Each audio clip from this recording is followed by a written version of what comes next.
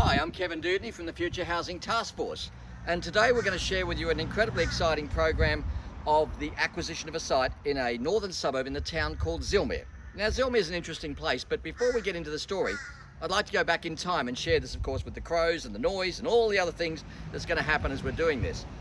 Back in 1945, a war was won, and from that war, 4.1 million baby boomers were born in this town we call Australia, about 8 million in Canada and about 76 million of them in America. And this boom continued until 1962, where those 4.1 million children needed houses. And along came Albert Victor Jennings, an ex-dentist, hooker homes, and a whole bunch of other people. But as we fast track this story, what actually happened was only 20% of those 4.1 million kids made it financially, and the other 80% not so lucky. So what happened? Basically what happened was a myth, and that myth was that if you buy a block of land and build your dream home and pay it off over 30 years, you'll be rich. Bottom line was, you weren't, because the Australians used their principal place of residence as their only asset, used that to buy their caravan, their dreams, their holidays, and fundamentally at the end of that, 80% didn't make it.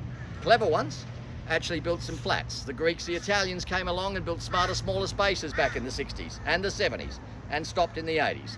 But fundamentally that journey meant that those who understood the concept of sharing spaces and having 4 lettable rooms or 5 lettable rooms or 5 flats or 10 flats and kept doing that, they were the ones who ended up making the money.